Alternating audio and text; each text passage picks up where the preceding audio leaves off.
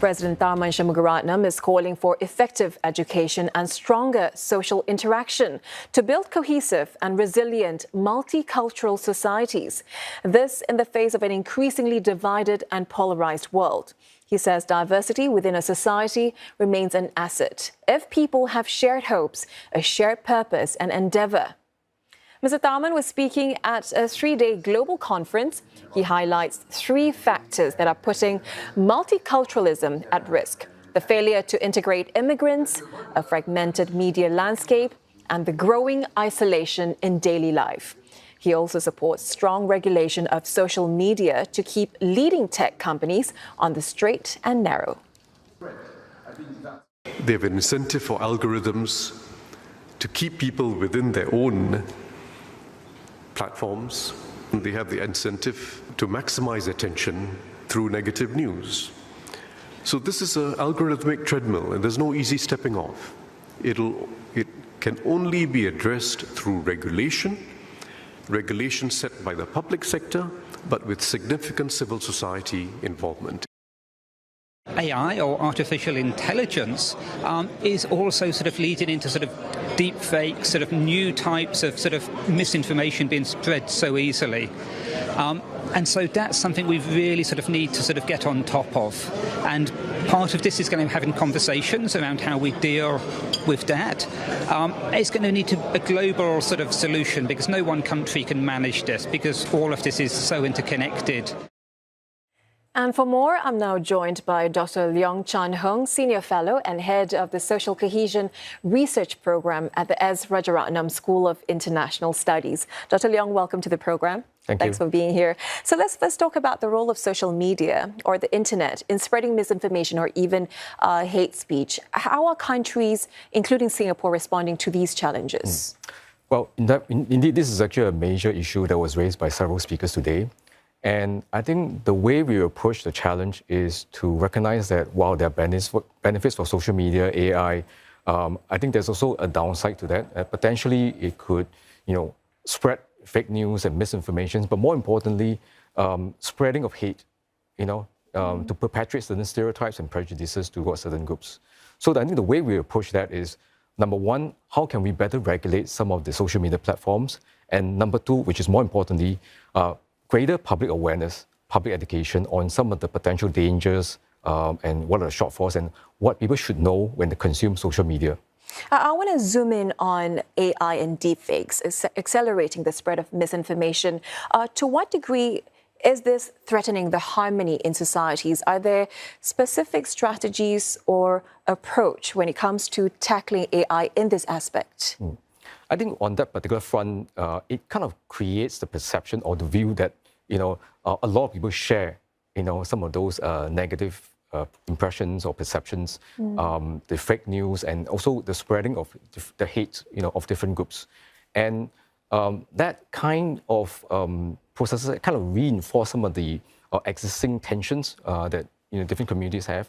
And therefore, the challenge is really how can we come together, have greater awareness, and as a community, have this dialogue so that we understand what are some of the dangers, on AIs, particularly how that can frame certain views that may not even be there in the first place. And earlier, we also heard from President Tharman mentioning how people are not stepping out of the house enough, growing isolation in daily life.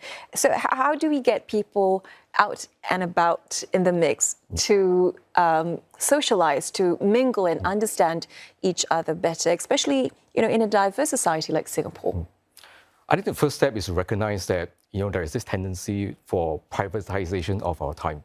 The fact that we are drawn closer, we are retreating from socialization because there's so much noise out there, and people just kind of naturally want to retreat and not mingle around. So I think, and to some extent, this is actually a reflection of our lifestyles, digitizations, and how that shapes our rituals and routines and so on. So I think the first step is, of course, understand that, much as you enjoy your private time, I think it's also important that we make an effort, a conscientious effort to step out, engage people who are out there and really, do more of the face-to-face rather than, digitally, via social media, because I think that experience is different. And at the end of the day, we are not confined by the digital space. I think it's important to see that the world out there has a lot more to offer, when you engage people one-to-one or as a community. But having said that, despite our religious and cultural diversity, what do you think has helped us reach this position of being able to live in relative harmony? I suppose over the last 50, 60 years, Singaporeans do recognize that, we are part of a larger, diverse groups, and it's therefore important to reach out to understand, what is that social fabric that brings us together, as what President Tharman said, the quilt, that weave that the tapestry, and those are very valuable compact that we have established over the years. And moving forward, as we navigate this more volatile environment, I think we've got to be more mindful how that understanding, the common understanding that we all have a shared interest at the end of the day, right? And how do you continue to reinforce and foster that need, right, to engage people who are maybe different from yourself? In this area, then, what role can schools or workplaces play in bridging the divides and building stronger day-to-day connections? Common spaces, whether it's schools or workplace, I think those are places that we, meet people all the time. These are places that probably spend the bulk of our waking hours. And I think those are the efforts those are the places where we can make a special, more conscientious effort to reach out, to talk to different people who are different, and realize that actually at the end of the day, we all have a part to play, right? This is not, fostering inclusion and multiculturalism is not just the responsibility of the government or of the school. It's also very much about the individual, civil societies, and also businesses, corporates. So I think starting from that angle, Singaporeans in particular, probably there's something more that we can do because we tend to rely a lot more from what the government says or how different public institutions would mandate or encourage us to do. So I think the first step is to recognize that as individuals, we all have that collective responsibility to do more, and we can do more. All right. And you are also involved in this ongoing global conference on cohesive societies. What are the main themes being explored this time? What kind of outcomes or objectives are organizers hoping to achieve? Well, the conference at the heart of it is really how can we foster the mindset of building bridges? How can we connect with people who are from a different background? And the whole idea that diversity doesn't mean that we are naturally divided and polarized. At the end of the day, we have a lot more in common. And the conference is a platform for multicultural dialogue that we want to encourage participation from different communities, be that from civil societies, businesses, or policymakers. And for us, I think the mission is actually quite simple. We want to be the Shangri-La dialogue equivalent for social cohesion. So if you think of Shangri-La dialogue, this is a platform to discuss security, to discuss peace. So this is more of the hardware, right? And the International Conference on Cohesive Society, if you think about it, this is the platform for software, right? To build the connections, the softer part of it, which is just as important in today's environment. I like that, the software version of SLD. Okay, before we go, Dr. Leong, we're living at a time of global turbulence and uncertainty, right?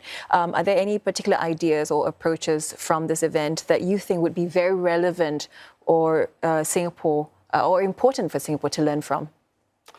I think we can learn from, partners from the region, because everybody has something unique to offer. And particularly, we like to hear from the youth. So we have a youth leaders program because we think that it's important to engage the youth, to understand the perspective, to understand what are some of the challenges that they think is important that we should tackle collectively. So the conference is unique in the sense that, we are really trying to bring in diverse crowd. Not just the senior leaders, but also very much, the younger generations and people from different sectors. All right, Dr. Leong, appreciate your insights and all the best for this three-day conference. Thank you so much. I was speaking there with Dr. Leong Chan Hung from RSIS.